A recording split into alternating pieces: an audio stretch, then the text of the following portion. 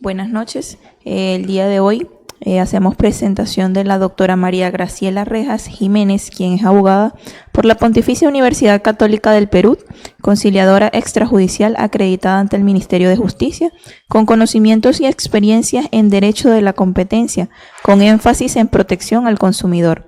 Ha desempeñado desde el año 2000 diversas funciones en el área del Indecopis, tales como en el Servicio de Atención al Ciudadano, la Comisión de Protección al Consumidor en la sede central, la Comisión de Protección al Consumidor de la sede de Lima Norte, donde se desempeñó como coordinadora legal, y el órgano resolutivo de procedimientos sumarísimos de protección al consumidor de la sede de Lima Norte. Fue nombrada como jefe del órgano resolutivo de procedimientos sumarísimos. De manera adicional a sus funciones, es auditora interna de la institución desde el año 2006. Ha participado en diferentes seminarios, cursos, talleres y organizados por el Indecopi y otras organizaciones, además de haber sido vocera en medios de comunicación en representación de la institución. Bienvenida, doctora.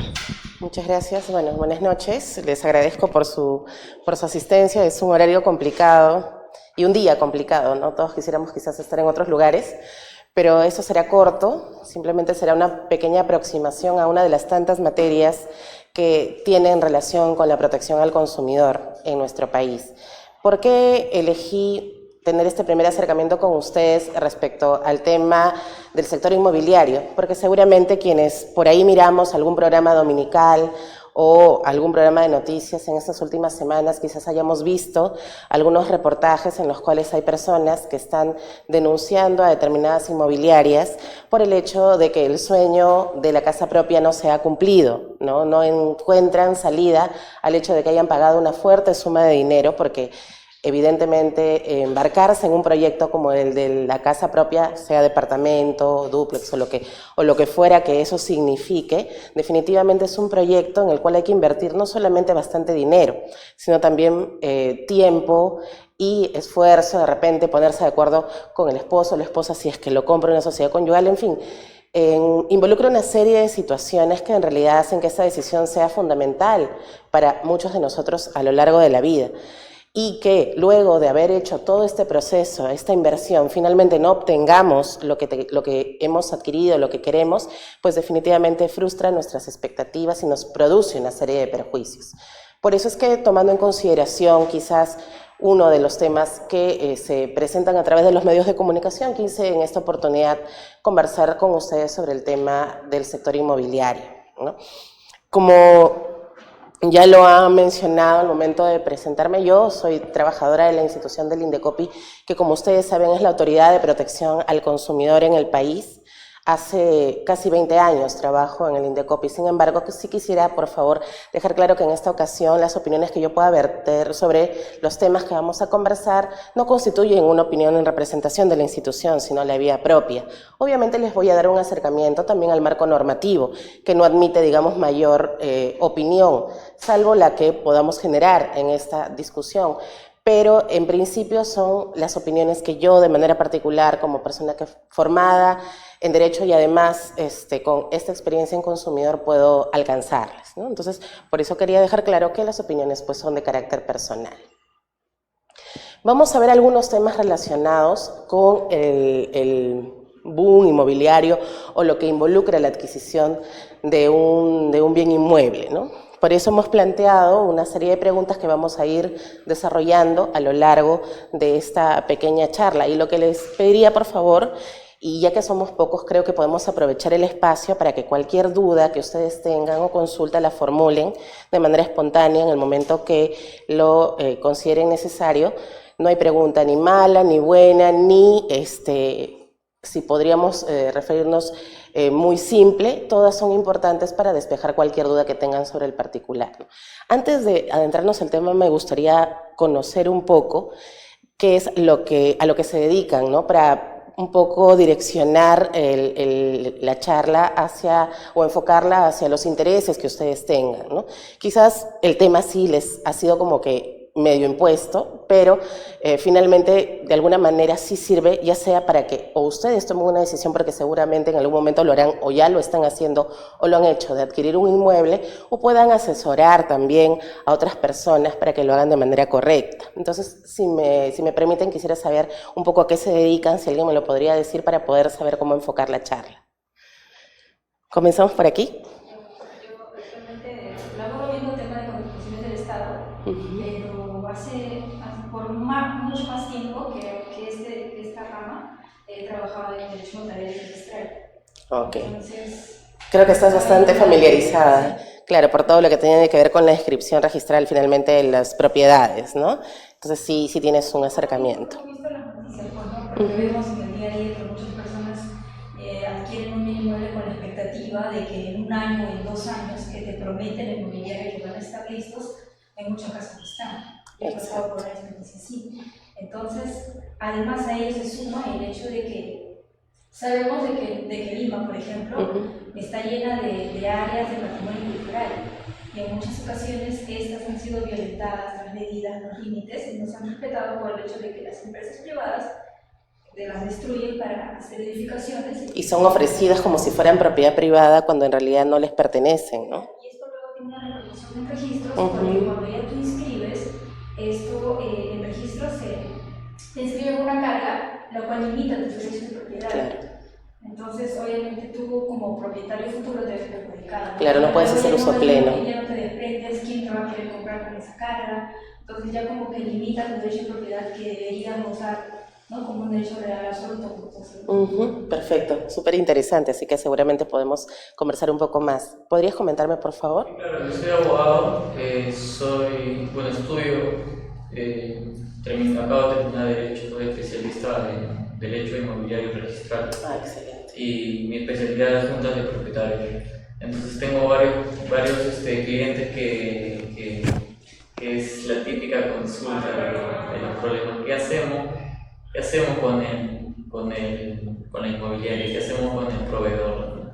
Claro, me imagino. Es un tema muy interesante y bueno, estoy por aprender. Excelente, qué bueno, lo que pueda transmitirles desde mi experiencia, espero que les pueda servir y claro, yo también me nutriré de aquello que ustedes me puedan informar e indicar sobre su experiencia también, ¿no? ¿Tú? Buenas noches. Hola. Soy estudiante todavía de 6º año, este año culmino, pero hago mi práctica, hago medicina en la Corte Superior de Callao, el cuerpo del jugador laboral, especialidad en proceso contencioso administrativo.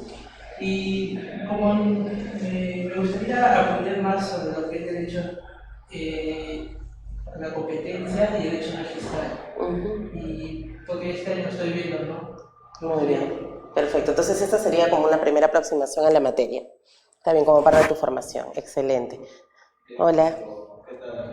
Bueno, yo trabajo actualmente en la SUNEDU. He tenido algún tiempo estuve también en el INDECOPI como practicante. Y bueno, más que nada me nace querer conocer más sobre la materia de protección al consumidor. Y bueno, en este caso el sector inmobiliario en especial me parece un tema muy interesante, ya que todos tarde o temprano tenemos, ¿no? Nos nace eso, la voluntad de querer tener algún inmueble, entonces siempre es bueno informarse, ¿no? Saber qué hacer ante este tipo de casos y bueno, manejar la información para conocer, digamos, no en igual medida que el proveedor, obviamente, que es quien maneja una mayor información, pero al menos tener lo necesario como para hacer celebrar un buen contrato. Excelente, excelente. Bueno, SUNEDU y INDECOPI somos vecinos. Los colaboradores vamos de un lado a otro de manera bastante fluida, ¿no? Así que seguramente habrá oportunidad de encontrarnos en otro espacio también. Bueno, sí, efectivamente el tema inmobiliario es bastante apasionante, como les mencionaba, no solamente por lo que uno puede proyectar hacia el futuro para sí, ¿no? Que es adquirir un inmueble, sino también, como en el caso tuyo, por ejemplo, asesorar adecuadamente a las juntas de propietarios con los inconvenientes que puedan tener con las inmobiliarias, ¿no? Y es por eso que, y obviamente este es un tema introductorio, porque solo tenemos 1 hora para conversarlo, he planteado unas interrogantes porque justamente lo último que mencionó su compañero es muy importante. Partimos del hecho de que no necesariamente vamos a alcanzar un conocimiento similar o igual al de un proveedor, al de una inmobiliaria, pero sí vamos a tratar con de equilibrar esa asimetría natural que existe en el mercado entre consumidor y proveedor. ¿Con qué? Con el conocimiento. Siempre es importante conocer qué cosa necesitamos para poder adquirir un inmueble, saber cuáles son nuestros derechos que se traducen en cargas o obligaciones para las inmobiliarias respecto a los procesos de compraventa de inmuebles, ¿no? Y por eso quería plantearles estas interrogantes. En primer lugar, un tema muy sencillo de introducción, si el sueño de la casa propia puede ser realidad, ¿no? Luego, ¿qué es lo que yo necesito saber antes de adquirir un inmueble? Porque no es solamente caer en una inmobiliaria, enamorarme de lo que me están ofreciendo en ese momento y firmar inmediatamente documentos sin saber exactamente en lo que me estoy metiendo, sino necesito recabar información y no solamente recabarla, sino necesito que el proveedor asuma la responsabilidad de proporcionarme determinada información para que yo con mayor seguridad pueda tomar una decisión de esta envergadura, ¿no?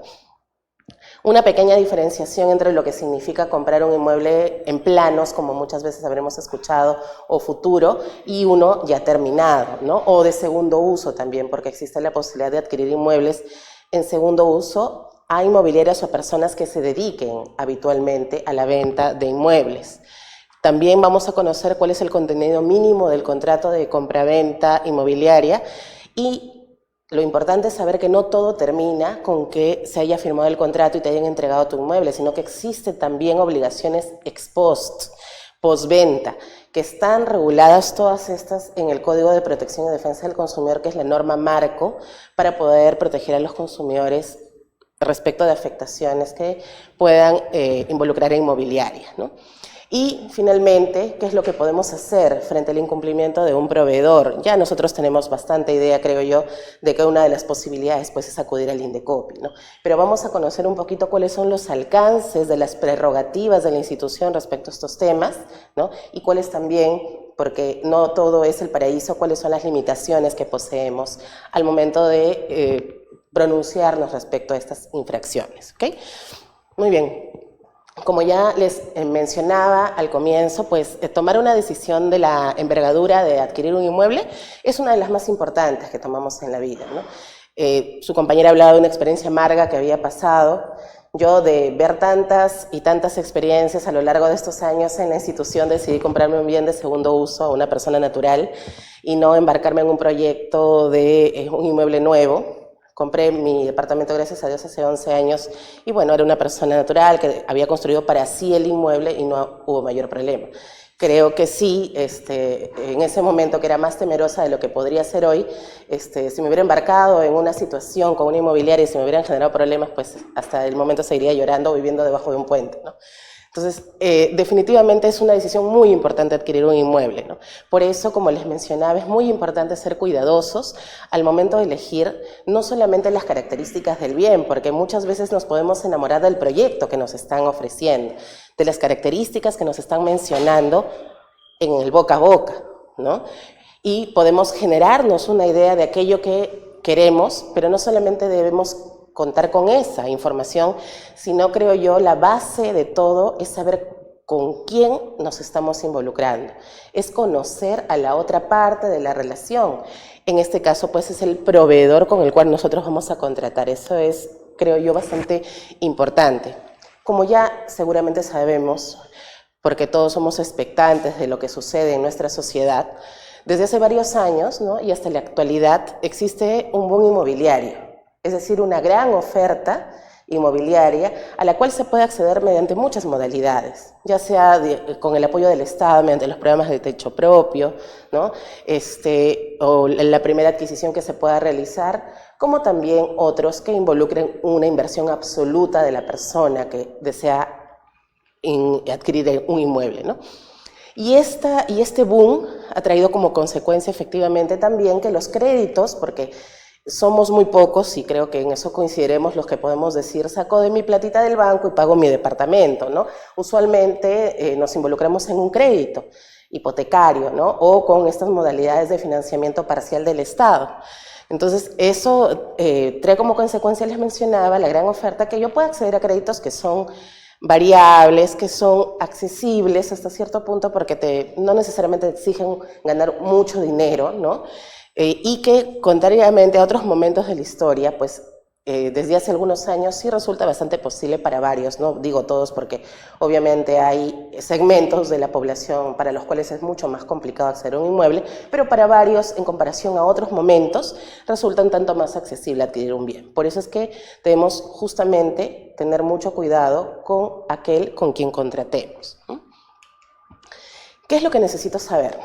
Como les mencionaba, todo parte un tanto del conocimiento del Código de Protección y Defensa del Consumidor. De hecho, evidentemente sabemos, porque somos personas formadas en Derecho, que es el Código Civil que regula las relaciones entre particulares, ¿no? Y obviamente está también regulado el contrato de compraventa. Pero evidentemente por existir esta vía adicional o previa, si se quiere, del Indecopi, que lo que busca, como mencionaba, es reducir o minimizar los efectos de la asimetría natural que existe en el mercado entre consumidores y proveedores, porque si no todos decantaríamos en el Poder Judicial, ¿no? Tratando de exigir la normativa del Código Civil.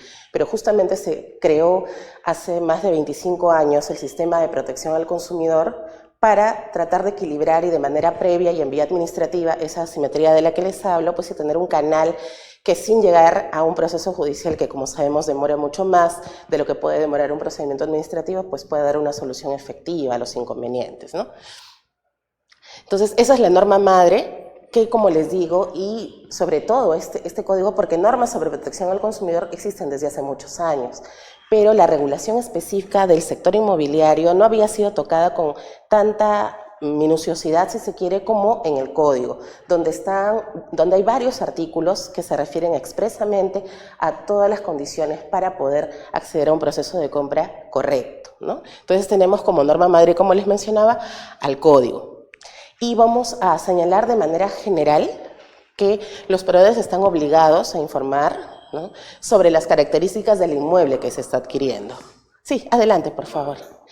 Y a proporcionar también documentación, porque, como les digo, no solamente podemos quedarnos en el boca a boca, no solamente podemos fiarnos en las maravillas que se nos ofrezca de manera verbal, sino que debe exhibirse documentación que nos permita a nosotros verificar que, por ejemplo, cuenta esa obra que, por ejemplo, puede estar en construcción con la debida autorización municipal, con la licencia de construcción, ¿no? Que efectivamente se trate, por ejemplo, de un bien inscrito a nombre de quien está vendiéndonos el inmueble y no sea, por ejemplo, como mencionaba la señorita, un predio que esté en litigio con el Estado, que haya sido usurpado al Estado de manera precaria, ¿no? Todos esos detalles son importantes que se nos proporcionen también.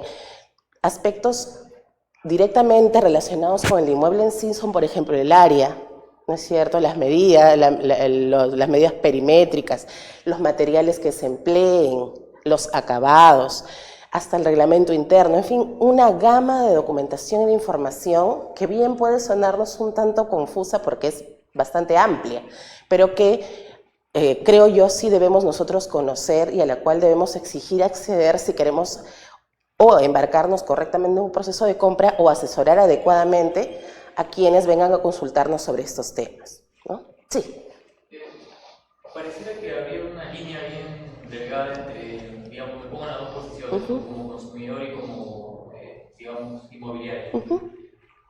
Digamos, yo como inmobiliario yo ofrezco las medidas perimétricas, esto va a ser por departamento y todo lo demás, pero hasta qué punto como yo, como inmobiliario, te puedo ofrecer y con tal de que no cumpla con algún punto en específico, ya el consumidor puede ir al Indecopi y reclamar eso, o digamos que...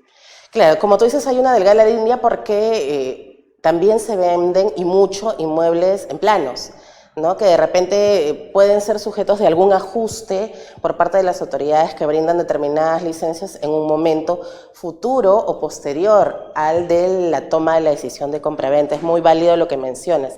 En esos puntos, y lo que me dicta un poco la experiencia de los años anteriores, es de que generalmente en la publicidad o en los ofrecimientos que realizan las empresas inmobiliarias señalan la posibilidad de que exista algún ajuste o variación en el tema, por ejemplo, de medidas, porque podría suceder efectivamente esto, que es una causa que no le puede resultar directamente imputable a la inmobiliaria, sino que sería un hecho determinante de tercero, que podría eximir de responsabilidad eventualmente si es que es denunciado este proveedor ante el Indecopi, ¿no? Entonces siempre Es importante que se señalen estas cláusulas de alguna manera de blindaje para las inmobiliarias que no impliquen desproteger al consumidor, sino que también les permitan a ellos establecer ciertas posibilidades que se podrían dar en el futuro, como también, por ejemplo, señalar en una publicidad si presentan un dibujo de lo que sería el edificio y que no necesariamente se vea exactamente reflejado así, poner que algunas características son de carácter referencial, como algunas publicidades lo mencionan, ¿no? Entonces creo que para poder un poco mitigar ese inconveniente que podría surgir en los proveedores, siempre es importante precisiones e información, porque todo aquello que un consumidor pueda tener ante los ojos es lo que le resulta oponible. Entonces, si yo no informé y simplemente varié en 5 o 10 metros cuadrados el inmueble, entonces allí sí podría haber un inconveniente porque yo proveedor, poniéndome en el lugar del conocedor más que evidentemente quien viene a mí de estos ajustes que podrían surgir en el camino, no tomo la precaución y blindaje necesario, pues debería asumir una responsabilidad posterior. Contrario a eso, si lo hago, entonces mitigaré o eximiré de responsabilidad a mi representada, ¿no? ¿Sí? ¿Alguna otra consulta? ¿Sí? ¿Seguimos avanzando? Muy bien, como les decía, esta es una información o una documentación de carácter general, vamos a desmenuzarlo un poquito más en las presentaciones siguientes. ¿Qué cosa necesito saber? Vamos ya a lo medular. El código, que es como denominaremos porque es muy grandote, pues, Código de Protección y Defensa del Consumidor, ¿no? El código establece que en el proceso de compra hay momentos, ¿ok? Vamos a hablar de los momentos. Estoy en el proceso, estoy en la etapa previa, aún no he firmado mi contrato de compraventa. Vamos a ver qué cosa es lo que necesito saber y cuál es la información mínima. Ojo que el código establece la información mínima. Quiere decir que puede brindarse evidentemente mayor información, sería mucho más saludable que lo hagan las inmobiliarias, pero si omiten alguna de esta información mínima, sí podrían ser pasibles de ser denunciados ante el Indecopi, ¿no? Exactamente, porque se genera una expectativa, y bueno, en este caso el código está señalando un estándar mínimo que debe ser cumplido, ¿no? Algo por debajo de ello no debiera suceder, ¿no? Muy bien, algo fundamental que nosotros tenemos que considerar es que el proveedor está correctamente identificado. Y aquí surgen muchos inconvenientes porque algunas empresas forman un consorcio, asumen diferentes responsabilidades en cuanto a la administración, a la construcción, a la entrega del inmueble, que no necesariamente informan adecuadamente en la documentación que poseen, ¿no? Entonces, si a mí me indican cuál es el nombre del proveedor con el cual yo estoy contratando, lo primero que tiene que surgir como alerta en mi mente, adelante. ¿Qué tal? Lo primero que tiene que surgir como alerta en mi mente es ver si ese proveedor que me están informando es el que aparece inscrito, ¿no?, como propietario del terreno respecto del cual, por ejemplo, se va a erigir la construcción o en el cual ya está construido el inmueble, ¿no? Porque si yo no contrato con quien realmente posee la titularidad, pues evidentemente esa venta va a quedar en el aire, ¿no? Entonces, debo accionar esos mecanismos de conexión entre la información para yo poder acceder a esta y saber que estoy haciendo lo correcto, ¿no? Entonces, debo identificar plenamente al proveedor, también a su representante legal, porque eventualmente, y lo dice el código también, existe la posibilidad de que se pueda responsabilizar no solamente a la persona jurídica, que podría ser el proveedor, sino también a su representante legal cuando actúe y probadamente, lo cual no es muy sencillo, pero puede suceder con dolo o culpa inexcusable, es lo que se menciona en el código, ¿no? Entonces siempre es importante saber quién está detrás, quién finalmente va a representar a la empresa frente a cualquier circunstancia que pueda surgir en el camino. Y también debe mencionarse la dirección, teléfono de contacto y dirección de correo electrónico, página web. Eso está taxativamente señalado en el código que deba proporcionarse como información del proveedor, ¿ok? Luego también, y nuevamente regresamos sobre el tema de la descripción del inmueble, ¿no? Información tal como medida perimétrica y acabados, ¿no? La cantidad de unidades inmobiliarias y definición del área exclusiva y común. Usualmente compramos inmuebles dentro de condominios, dentro de edificios, ¿no?, que obviamente tienen áreas comunes que son copropiedad de todos quienes adquirimos las unidades, entonces debe estar esto delimitado en la información, en los planos que nos ofrezcan como información a trasladar a los consumidores, ¿no? Y como siempre, un poco yendo a la consulta que hacías también, pensando del otro lado, ¿no? Es importante también, por ejemplo, en el tema de acabados, que pueda mencionarse la posibilidad de que estos puedan ser variados por unos de calidad similar, porque existe también la posibilidad de que se haya adquirido un determinado lote de acabados y que fueron ofrecidos con una característica determinada, pero que finalmente salieron mal, o resulta que encontraron una marca mejor o algo que se acomode mejor a las características del inmueble y lo cambian. Y podría un consumidor pensar, pero están haciendo una cosa distinta a lo que me han ofrecido. Y no necesariamente eso ir en su desmedro.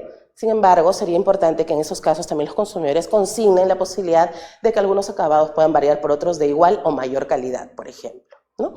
Entonces, esos son los elementos relativos a la descripción del inmueble que nosotros debemos considerar también.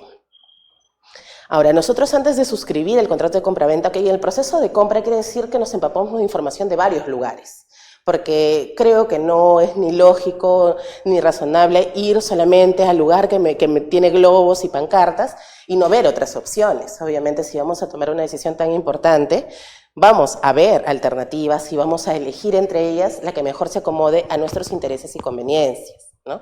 Entonces, la información previa que les mencionaba es cuando estoy en el proceso de búsqueda de opciones, que me den toda esa información. Ahora, cuando yo de repente ya tomé una decisión respecto a un determinado proveedor y antes de suscribir el contrato de compraventa, que es el que finalmente va a definir las obligaciones entre las partes, lo que yo debo tener como información es la partida registral, si es que se trata de un bien inscrito, o el título de propiedad si todavía está en un tema de habilitación o está todavía en vías de poderse dar la habilitación completa y finalmente transformarse en un inmueble con un propietario concreto, ¿no? Entonces esa información debe proporcionarse para poder validarla. Si me dicen la partida registral, yo voy a registros públicos, es un trámite muy simple, no me dejarás mentir, y puedo acceder a esta información y verificar, como les digo, que quien se presenta ante mí sea realmente el titular y que se trate de un bien inscrito a favor de esa empresa o persona, ¿no?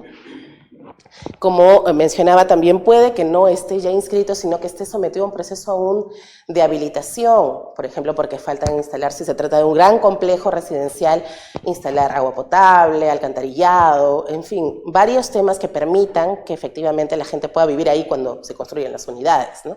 Entonces, siempre es importante informar sobre el proceso de habilitación urbana o el estado de la licencia de edificación, las autorizaciones que brindan las municipalidades al respecto. Nosotros muchas veces vemos a veces en el camino obra paralizada, obra cerrada. ¿Por qué? Porque han obviado las inmobiliarias o las constructoras o los proveedores este detalle y finalmente quienes pagan los platos rotos son los clientes, los usuarios, ¿no?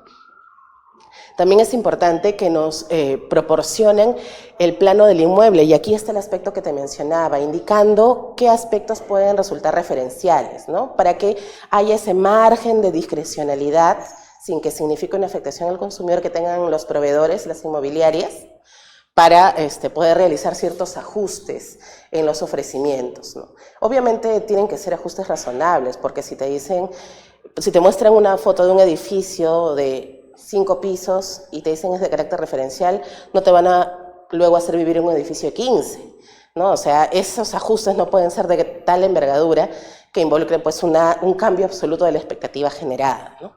Y probablemente pues que ni siquiera tengan la licencia completa para los 15 pisos, ¿no? Entonces hay que también medir en términos de razonabilidad un poco estas situaciones, ¿no?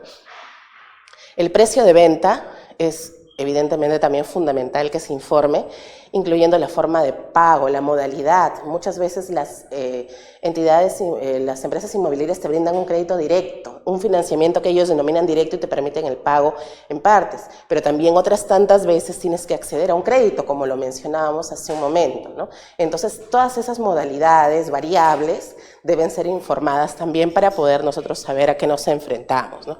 La moneda, quienes deben asumir los tributos, los gastos, quienes por lo general, como ustedes saben, son los adquirentes, ¿no? Ellos son los que asumen los gastos de tributos y demás, si existen algunas promociones o descuentos, ofrecimientos que se hayan dado en una publicidad previa, ¿no? Y que deban ser incorporados en el contrato de compraventa y el cronograma de pagos, si es que el pago se diera de forma fraccionada, ¿ok? También es importante saber cuáles son las condiciones de la separación, Porque muchas veces los procesos de compra se inician con el pago de un monto por separación. Y este pago tiene una vigencia determinada, ¿no? O sea, dicen, esto es válido por 15 días. Y tienes esos 15 días para poder abonar la cuota inicial o para iniciar tu proceso de acceso al crédito hipotecario, ¿no? Para que te aprueben el mismo y luego se pueda realizar el desembolso. Entonces, todas esas variables, como les digo, por más detalladas y minuciosas que parezcan, son importantes contemplar para nosotros poder tomar una decisión adecuada, ¿no? Eventualmente alguna causal de resolución también que exista, generalmente por falta de pago del inmueble, ¿no? Y la vigencia de la oferta, es decir, de la separación. ¿Por cuánto tiempo ese dinero que yo he dado a cuenta va a cautelar la posibilidad de acceder al inmueble? Eso es principalmente lo que nosotros debemos saber.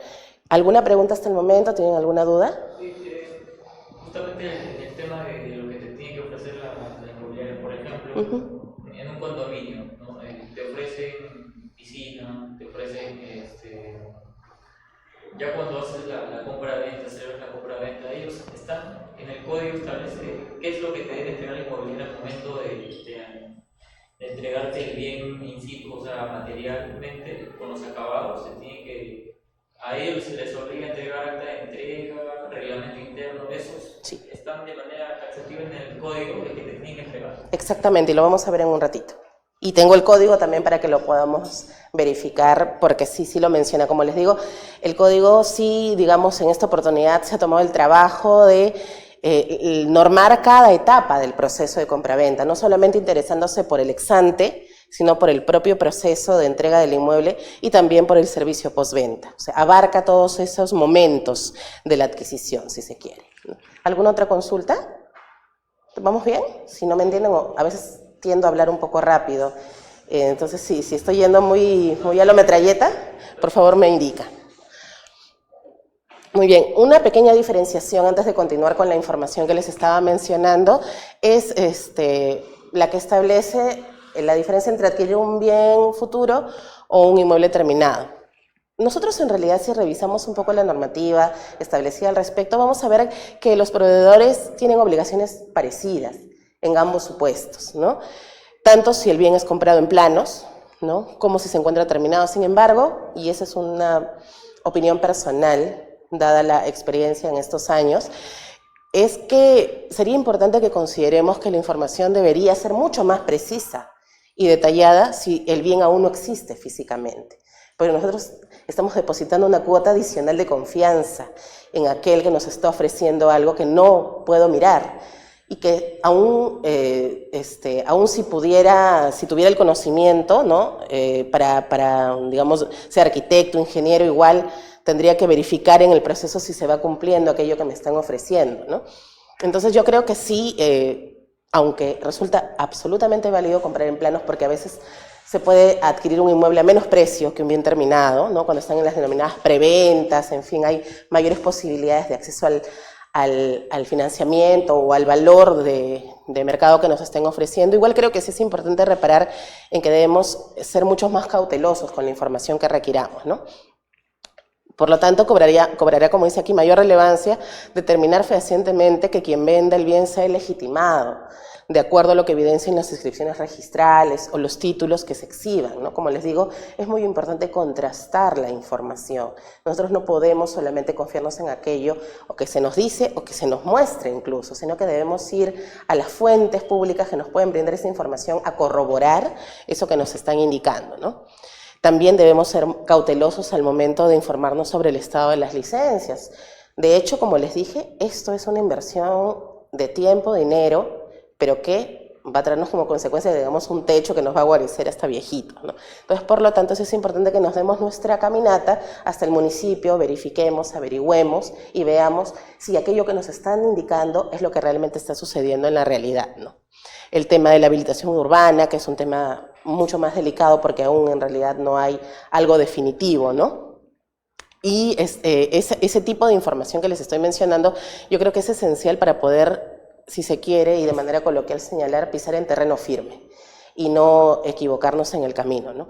También, y eso es un dato importante que les quería mencionar si es que ya no lo conocen, nosotros, como saben, en la institución, en el Indecopi, tenemos una página web y tenemos un registro, un ingreso, un link particular que se denomina Mira a quién le compras, que no solamente te muestra proveedores denunciados en el sector inmobiliario, sino en cualquier otra materia o sector de competencia de la institución. Y a través de este link uno puede acceder a información respecto a proveedores que hayan sido anteriormente sancionados por infringir normas de protección al consumidor. Incluso ese ejercicio de verificar si aquel proveedor con el cual yo estoy contratando, pretendo contratar, ha sido antes denunciado y por qué motivos es importante hacer. ¿No? No necesariamente para echarle la cruz, porque podría suceder que alguna de esas denuncias hayan sido infundadas, no hayan merecido una sanción o hayan obedecido a otras situaciones que no me resultarían aplicables, pero sí es importante dar una mirada a este registro porque definitivamente creo que sí podría darme una señal de alerta, ¿no? Para poder saber realmente si me voy a embarcar en este proyecto con ese proveedor en particular o no. ¿No? Entonces es importante que tomen en consideración este detalle adicional de acceso a la información, ¿no? De proveedores sancionados en la página web del Indecopi. Sí. ¿Toda esa información que te da el Indecopi son los sancionados o también te pueden incluir amonestados? Los que reciben una amonestación igual son sancionados, entonces están inscritos. En el registro de infractores, de infracciones y acciones que se denomina, se inscriben tanto los que han sido amonestados o sancionados pecuniariamente, o sea, es indistinto. Igual han cometido una infracción y se registran, ¿no? Sí. Sí. ¿Por cuánto tiempo aparecen en ese tienen plazo? Sí, generalmente están inscritos por el plazo de 5 años, ¿no? Exacto, pero sin perjuicio de ello, yo podría igual acceder a información de mayor antigüedad si, por ejemplo, presento una solicitud de acceso a la información pública, ¿no? Sabemos que como ciudadanos podemos acceder a información que tengan las instituciones públicas en sus registros y que generen de manera automática. Y nosotros, obviamente, en la institución tenemos sistemas a través de los cuales está registrada la información, la data histórica, si se quiere, de todas las denuncias que hemos tramitado a lo largo de nuestra historia, ¿no? Entonces, por ejemplo, el tema de protección al consumidor, la comisión existe desde el año 95 aproximadamente. Podríamos acceder a información histórica mediante este mecanismo de la solicitud de acceso a la información, ¿no? En particular, yo en este momento dirijo un denominado OPS. No sé si han escuchado que en el Indecopi existen procedimientos sumarísimos de protección al consumidor y también los procedimientos, si se quiere, ordinarios o de mayor duración, ¿no? Ante la comisión. Yo dirijo un órgano resolutivo de procedimientos sumarísimos, ¿no? Nosotros tenemos 30 días para resolver los temas. El tema del consumidor está en sumarísimo. El tema inmobiliario puede ser competencia de ambos y les voy a explicar cuando veamos las vías de reclamación ante la institución cuáles son las diferencias para acceder a uno u otro. ¿Sí? Muy bien, ¿alguna otra duda?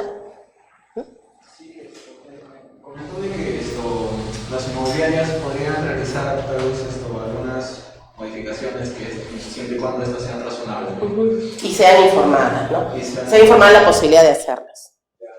Suponiendo que, por ejemplo, en cuanto al estacionamiento, te digan, no, este va a tener tal vez un metraje como para que entre una camioneta, ¿no? Y suponiendo que esta modificación reduzca en un par de metros y haga de que esta camioneta que tiene un propietario sobresalga del límite en cuanto a esto, ¿sería una razonable? ¿Sería una modificación razonable? Bueno, en el tema particular de estacionamientos no tengo la norma específica que rige el tema, pero sí hay reglamentaciones que establecen medidas mínimas que deben tener las zonas de estacionamiento, que no pueden ser reducidas definitivamente, sea que tú estaciones un tico que ya ni existen, creo, ¿no? O un camionetón 4x4, o sea, son medidas mínimas que se deben respetar, ¿no? Y por lo tanto tendría que, si es que surge una circunstancia de esa naturaleza, por más que haya señalado el proveedor, por si acaso yo puedo modificar la medida del estacionamiento, pero si está violenta una norma que establece cuál debe ser esta, pues definitivamente no interesará lo que haya mencionado el proveedor en su momento, porque debe conocer que puede que haya establecido esto e informado protegiendo al consumidor, pero existe una norma que le exige una determinada medida, no puede violentarla. ¿Okay? Muy bien. Ya pasamos todo el proceso, ya estamos a punto de firmar el contrato de compraventa, tenemos el documento delante nuestro. Ahora vamos a ver qué información se debe dar en el propio contrato de compraventa, ¿ok? Y como les digo, todo está señalado en el código. La identificación de las partes contratantes y sus domicilios legales. Ahí también, será muy importante, por ejemplo, el hecho de que no aparezca solo el nombre de una de las personas si es que está contratando una sociedad conyugal, o sea, que la persona está casada, ¿no? O sea, definitivamente ahí tiene que saberse que debe estar la parte legitimada, y si son esposos los que están comprando no puede aparecer el nombre de uno de ellos, nada más. Porque si bien es cierto, la representación de una sociedad conyugal puede ser ejercida por uno de ellos, es para situaciones cotidianas de la vida, pero para asumir una obligación de esa naturaleza tienen que estar ambos. Muy bien. Y obviamente ya lo que hemos repetido un tanto más, el tema de la identificación plena y corroborada del proveedor. Muy bien. La identificación del inmueble y su partida registral, que también nosotros seguramente con mucha curiosidad habremos corroborado con anticipación en base a lo que nos hayan informado. Nuevamente, lo que mencionábamos también antes, la diferenciación entre áreas exclusivas y de uso común, las medidas perimétricas, ¿no? Y los acabados que se vayan a emplear en el inmueble. El precio de venta, la forma de pago y el plazo de pago. ¿Okay? Siempre refiriéndonos al valor del inmueble. Y ese es un aspecto importante que creo que lo debí subrayar, poner negrita y en una letra más grande, ¿no? El plazo, la fecha o condiciones expresas de entrega del inmueble, que es un poco de lo que surgen varios de los inconvenientes que hemos visto a través de los medios de comunicación, ¿no? No cumplen con eso que me han ofrecido, con la fecha de entrega. Y aunque no lo crean, me he enfrentado a contratos en los que ni siquiera hay un plazo de entrega. Entonces, literalmente está librado al buen saber y entender del proveedor definir o decidir cuándo deba hacerlo. Entonces, es algo elemental que nosotros no podemos pasar por alto, la definición de la fecha de entrega, ¿no? Incluso hay contratos en los cuales se menciona también plazos de gracia. No sé si ustedes habrán visto algún contrato en el que se diga, yo voy a entregar el inmueble en esta oportunidad, pero por si acaso también tengo 90 días, y si cayó una gota de lluvia tengo 5 meses más, ¿no? Entonces hay que ver todas esas particularidades para saber realmente cuándo es que yo voy a tener mi inmueble en las manos, ¿no? Cuándo voy a poder acceder a este. Ahora también hay algunos supuestos en los cuales se señalan plazos de gracia, pero condicionados a una situación de caso fortuito o de fuerza mayor. Entonces, allí debemos ser bastante cuidadosos al verificar que efectivamente esta circunstancia se haya producido. Porque muchas veces son solamente señaladas por los proveedores, pero no probadas, ¿no? Entonces, si es que esta circunstancia no se ha generado en la realidad, no se ha probado que haya existido, en principio la fecha de entrega primigenia es la que se debe respetar, y es esa la que si no es cumplida podría ser materia de denuncia, ¿no? Muy bien, y también es importante que se mencionen los mecanismos para la solución de controversias. Generalmente, quienes hayamos tenido alguna posibilidad de acceder a un contrato de compraventa, verificamos que muchas veces se someten a los foros jurisdiccionales o quizás a los foros arbitrales, algunas de estas contrataciones, ¿no? Eso en algunas ocasiones ha generado que frente a la interposición de una denuncia, el proveedor diga, ¿tú qué haces Indecopi metiéndote en el asunto? Si yo he dicho expresamente en mi contrato que me voy a someter al foro jurisdiccional, ¿no? Entonces, en ese tipo de supuestos no debemos perder de vista que, como les mencionaba al inicio de nuestra conversación, el foro jurisdiccional es la defensa natural de nuestros derechos, ¿no? Es la vía natural de defensa de nuestros derechos. Pero hace unos años el Estado decidió crear una vía alternativa, ¿no? Que es la instancia administrativa representada en esta ocasión por el Indecopi. Entonces, sin perjuicio de que eventualmente puedan someterse estas controversias al foro jurisdiccional, ello no obsta para que no pueda denunciarse una situación particular de infracción a la normativa de protección al consumidor. Así que esos argumentos no son válidos, ¿no? Por más que se hayan mencionado, pero igual es importante que se consignen si eventualmente el consumidor o la persona que se sienta afectada no quiere acudir al Indecopi y va directamente al foro judicial, o al foro arbitral, es su decisión, ¿no? O en el caso de que el proveedor también crea que se ha vulnerado alguno de sus derechos, también puede hacer lo propio. Muy bien. Entonces ya hemos visto el momento previo, el momento del contrato de compraventa y como les mencionaba, no todo termina con la entrega del inmueble, sino que existe evidentemente un sistema de garantías a favor del adquirente que debe ser respetado por parte del proveedor y que nosotros denominamos servicio postventa, ¿no? En este supuesto, en este momento ex post, lo que los proveedores deben ofrecer es información sobre los periodos de garantía, porque ¿qué sucede? La estructura que sustenta el inmueble que yo estoy adquiriendo, ¿no?, puede presentar deficiencias por diferentes motivos. Porque, por ejemplo, y bueno, yo no soy ingeniera, pero un poco lo que he visto en los casos de estos años es que a veces el suelo, por más que se haya hecho toda una base suficiente para sustentar la edificación, sufre cierto acomodamiento, si se quiere. Y eso podría generar que tú verifiques algunas fisuras, algunas rajaduras en la construcción y eso te lleva a pensar que ese inmueble se va a caer en mi cabeza en cualquier momento, ¿no? Que puede ser un problema mayúsculo. No necesariamente es así. Obviamente, si es que yo verifico eso y deseo denunciarlo, tendría que probarse que efectivamente afecte la estructura de la edificación, ¿no? Pero respecto a ese aspecto, el estructural, ¿no?, lo que menciona expresamente el Código de Protección al Consumidor es que existe una garantía de 5 años, ¿no?, que se deben contabilizar desde que se expide el certificado de finalización de obra. O sea, cualquier deficiencia de carácter estructural que surja en los 5 años posteriores a ese momento podrá ser reclamada ante el proveedor. Eso es en cuanto al aspecto estructural, pero en lo que se refiere a aspectos no estructurales como acabados generalmente, la garantía que se ofrezca será aquella que es informada directamente por el proveedor. Aquí quiero hacer un pequeño paréntesis solamente para precisar algo. El Código de Protección al Consumidor establece que existen básicamente, y creo que eso sí es razonable para todos, 3 tipos de garantías a favor de los consumidores. Una garantía expresa, que podría estar relacionada a lo que significan componentes o materiales que, como les digo, debe ser señalado por el proveedor. Una garantía legal, que es la que establezcan las normas, y eso estaría relacionado a los aspectos estructurales en los cuales el código dice expresamente 5 años, ¿no?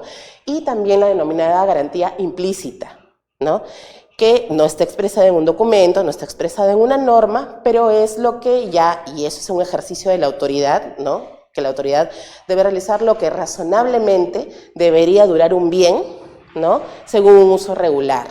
Y eso es un tema que ya define finalmente el Indecopi si es que se somete a una controversia a su competencia. Muy bien. Entonces, deben informarse de estos periodos de garantía, sobre todo el de componentes o materiales, porque ya sabemos que la otra es una garantía legal, ¿no? El manual de uso del inmueble, porque si tenemos áreas de uso común y áreas exclusivas, pues deben delimitar cuáles son nuestras atribuciones y también nuestras obligaciones respecto a aquellas áreas que no son solo nuestras, sino que le corresponden a la mancomunidad, ¿no? Entonces allí es importante que también haya un manual de uso. También se deben ofrecer alternativas de contacto para recibir sugerencias, reclamos o solicitudes de servicios y responderlas oportunamente, ¿no? Y establecer también un procedimiento de atención de quejas sencillo y rápido que incluya un registro y seguimiento. Si no tienen estos mecanismos, el consumidor puede denunciarlo ante el Indecopi, ¿okay? Porque, como les digo, estas son obligaciones mínimas que deben cumplir los proveedores. Y quisiera detenerme, si me permiten, porque no lo he señalado de manera expresa respecto a la consulta que hiciste hace un momento sobre el reglamento interno y esta clase de documentación, para leer el artículo que sí menciona la entrega de esta información. ¿Okay? En principio... ¿Perdón?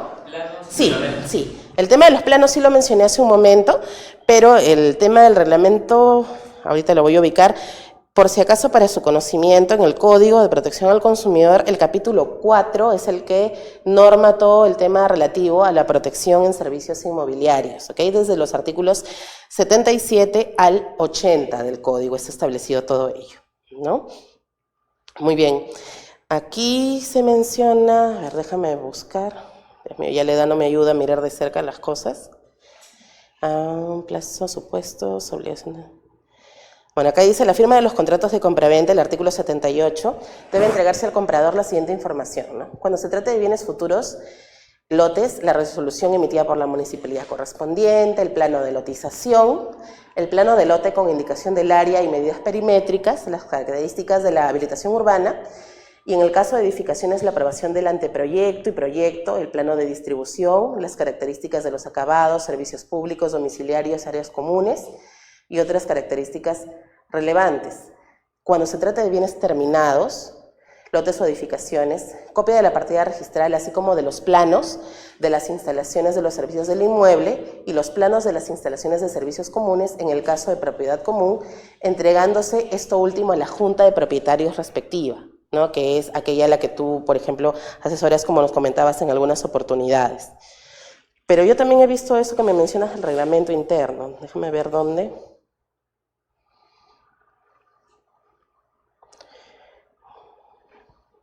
Ay, señor. Acá está. El artículo 76, que es por donde nacen las obligaciones generales, ¿no? El derecho del consumidor a la información obliga al proveedor de productos y servicios inmobiliarios a informar sobre las características del inmueble que está adquiriendo, así como a proporcionar toda aquella documentación que acredite la existencia de autorizaciones municipales, el área del inmueble, el proceso de titulación, habilitación urbana, saneamiento, materiales empleados en la construcción y en los acabados, inscripciones registrales del terreno y declaratoria de fábrica o de edificación, reglamento interno, independización y toda aquella documentación relevante. Entonces sí está mencionado de manera expresa también eso que tú has mencionado. Entonces, bajo esa norma, por ejemplo, tengo un caso, no quiero quitarle mucho tiempo, pero pasa que la inmobiliaria te vende, y como estaba tocando hace un momento el tema de las compras-ventas, ¿no? Que se sugiere poner una penalidad a la inmobiliaria porque ellos no te pueden decir, oye, ¿sabes qué? No te voy a fijar un plazo para entregarte el bien, pero más aún el tema del título, ¿no? Estamos hablando de la independización, porque puede ser que te entregue materialmente el inmueble que ya está construido con todos los acabados, tu acta de entrega, pero lo que no te entrega es el título, porque todavía está en un problema ahí en registro o municipal que no les permite independizar. Entonces, podría ir yo por esta vía si es que no me entregan si es que en mi contrato no hay un plazo para que ellos me entreguen mi título o la independización, ¿no? Mi copia literal donde refleje mi título. Y si es que en mi contrato no hemos regulado este tema de la entrega del título, yo podría, digamos, reclamar bajo esa norma, ¿no? Sí, yo creo que sí, absolutamente válido, y además se ha hecho. A lo largo de estos tiempos en el Indecopi sí se ha reclamado, y varias juntas de propietarios o propietarios individualmente considerados han acudido señalando: tengo tanto tiempo de comprar mi inmueble, ya vivo en él, habito en él, pero hasta ahora no soy realmente titular porque no se ha independizado esta unidad inmobiliaria del predio en su conjunto, ¿no? Entonces, sí, definitivamente, aun cuando no exista un plazo regulado en el contrato, esto es algo que, para asegurarme el ejercicio real de mi posesión y de mi propiedad, debe darse la entrega de la independización, y si ello no sucede, es completamente posible acudir a la institución. Sí, claro que sí. A ver, 8 contratos en donde la inmobiliaria ha vendido y todos han firmado, pero no se han fijado la fecha y el plazo de entrega de la independización. Claro, pero eso no quiere decir que el proveedor, cuando le dé la buena gana, puede hacerlo. Que tiene un problema, ya pasa como 2 años y hasta ahorita ya 2 años de que digamos que ellos han ofrecido entregar el título, o sea, la independización. Ahí hay un punto importantísimo que todos debemos considerar. Ojo, al momento de asesorar o de tomar decisiones nosotros mismos, o cuando nos ocurre algún problema de consumo en general, existe un plazo de prescripción para acudir al Indecopi a denunciar, o sea, un plazo en el cual, luego del cual, más bien dicho, la institución pierde la potestad de sancionar una infracción, y este plazo es de 2 años, contados desde el momento en que se comete la infracción. Ahora, existen infracciones de carácter instantáneo que se consolidan en un único momento, ¿no? Por ejemplo, el tema de la entrega del inmueble, ¿no? O del ofrecimiento que tú me mencionas.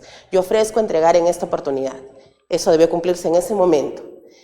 Yo tengo, si es que no sucede ello, un plazo de 2 años para acudir a la institución, en este caso administrativa, que representa el Indecopi, para poder denunciar esta situación, porque si no, habrá prescrito la potestad sancionadora. ¿Okay? Existen otras infracciones, sí que son de carácter continuado.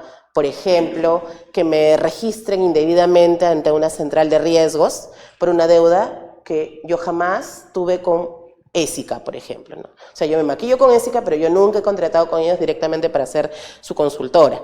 Entonces, en ese caso, es un tema continuado porque evidentemente no se consume en un solo momento, sino que yo permanentemente estoy reportada, mes tras mes, en la central de riesgos, ¿no? Y entonces allí el plazo de prescripción se contabilizará desde que tomé conocimiento de esta situación de infracción, ¿no? Entonces esos dos momentos identifican desde cuándo yo cuento el plazo de prescripción, ¿okay? Entonces no dejemos que el tiempo pase, no esperemos a que suceda, que pasen esos 2 años y que ya la única alternativa que me quede sea ir al foro judicial, ¿okay? Entonces hay que verificar bien los plazos ahí. Sí. Está señalado sobre el código que se encuentra regulado el tema inmobiliario en el capítulo 4. Ese capítulo, ¿desde qué fecha está vigente? El Código de Protección al Consumidor se dio en septiembre del 2010 y está vigente desde octubre del 2010. O sea, ya tenemos casi 8 años. No ha sido un capítulo que se ha adicionado, sino que ya formaba parte En el código, pero en la norma anterior al código no. O sea, como les digo, desde la creación casi del INDECOPI existe normativa de protección al consumidor, que ha ido obviamente perfeccionándose con el tiempo y que yo creo que en el código recoge mucho de lo que ha sido la experiencia jurisprudencial a lo largo de los años en el INDECOPI. Entonces, esto que se ha regulado forma parte de todo lo que hemos resuelto durante tantos años, ¿no? En este caso, ¿cómo quedarían las personas que adquirieron un inmueble con antecesión a esta fecha? ¿Estarían desprotegidos del código? O me imagino, porque obviamente el ámbito de aplicación de este código, me imagino que parte de en adelante. Claro, obviamente ninguna norma tiene efecto retroactivo, ¿no? Pero además debemos considerar que cualquier situación que se haya generado con anterioridad al año 2010, a este momento ya está súper prescrita para poder verla a través de la institución, ¿no? Y debemos en ese caso ya contemplar las normas civiles o procesales civiles para poder acceder al foro judicial a demandar estas situaciones por incumplimiento contractual, si se quiere, pero, o sea, definitivamente no podría someterse a estas alturas a una controversia de esa data anterior al 2010 ante el INDECOPI. En el caso que señala tu compañero que no se había estipulado expresamente en el contrato la fecha de entrega de la titulación, que obviamente sabemos que se logra finalmente con la indemnización. En el caso de que esta cláusula no haya sido establecida en el contrato inicial, en el contrato principal, igual mientras no prescriba así, o sea, de manera tácita uno puede alegarlo ante el INDECOPI. Eventualmente sí, es una buena pregunta porque si no se ha establecido ni se ha hecho un ofrecimiento como parece ser el caso que tú has comentado, pues podría simplemente tomarse en consideración el momento en el cual yo le exijo o le mando una carta notarial, por ejemplo, a la inmobiliaria pidiéndole que me dé mi título de independización. Y ante su negativa o su falta de respuesta, yo desde ahí podría contabilizar el plazo de los 2 años. Esa podría ser, creo yo, una salida bastante interesante para evitar el problema de la prescripción. ¿Okay? Usted mencionó en la diapositiva anterior, en el tema de la entrega postventa, mencionó el tema de la garantía, ¿no? Y mencionó que había una garantía por el tema de materiales, garantía por el tema de la estructura. Bueno, es mi opinión. Yo considero que el tema de la garantía estructural debería estar, es más, todo, ¿no? Debería estar dentro del contrato principal. O sea, porque ahí lo mencionan como postventa, ¿no? Normalmente estos son los que ya finalmente te dan cuando te hacen torta de entrega, ¿no? Estos son los documentos que también te entregan. Entonces, no podría, o sea, o en todo caso, ¿cuál fue la justificación para que el código lo regule así? Bueno, no creo que podríamos generarnos tanto inconveniente con el tema del plazo legal de 5 años porque, o sea, así no está informado, se debe cumplir. quizás el inconveniente podría surgir por aquel que se encuentra librado a la determinación del proveedor, que es el referido a los componentes o materiales, ¿no? Creo que sí, tienes bastante razón en señalar que esto quizás por un tema de estructura de la propia norma debería haber sido incorporado en artículos anteriores que se refieran al proceso de compra o al contrato propio de compraventa. En realidad yo no estuve en el grupo que definió finalmente por qué los artículos van en determinado sentido, ¿no? Pero Es una cláusula y me llama la atención por eso. generalmente, como tú dices, cuando se hace, por ejemplo, cuando se adjuntan anexos con listado de acabados y demás, se mencionan las garantías que estos materiales tienen, ¿no? Ahora, si me pongo a pensar, si eventualmente no se señalaran, podríamos nosotros acudir a los usos y costumbres del mercado para verificar cuáles son las garantías aplicables, aun cuando no hayan sido previamente informadas, ¿no? Entonces, si por ejemplo tengo que me han instalado un cerámico que se está cuarteando por todo lado, está saltando, ¿no?, de su lugar, y han pasado 6 meses desde que me entregaron la edificación, por más que no esté eso identificado de manera previa por el proveedor, por supuesto que me va a llevar a poder denunciar esta situación, ¿no? Creo que eso también tiene un poco de componente de razonabilidad, si es que es finalmente sometido a una controversia ante nosotros, ¿no? Pero sí creo que tienes bastante razón al señalar que esto quizás hubiese sido mejor que sea normado en un momento previo. Exactamente. Bueno, es obligatorio, pero claro, no se señala el momento en el cual debe hacerse. Pareciera que es al final, después de que ya está todo consumado y consumido, como dicen, ¿no? Nada como certificado de garantía, ¿no? Exacto. Claro, en realidad con eso bastaría también, o sea, no necesariamente se tiene que exigir más, pero sí sería importante que se determine que está en el propio contrato, ¿no? Por lo menos ese momento sí hubiera sido interesante que sea así. Que habrá oportunidad en que modifique el código y les paso la voz para que me digan qué modificar. Muy bien, ¿qué hacer si ocurre un incumplimiento?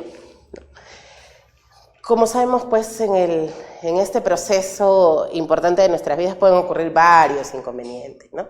El principal de ellos, y que hemos visto en varios reportajes, es que no nos entreguen el bien, que hayan problemas con los acabados, con las medidas, como mencionaba, del estacionamiento, por ejemplo, ¿no?, que también es bien inmueble, obviamente, el estacionamiento, con las estructuras, cosa que es un poco más complicada y más delicada, si se quiere, porque está en riesgo la propia edificación si surgen esta clase de inconvenientes, o con la garantía aplicable, que es el aspecto que acabamos de comentar.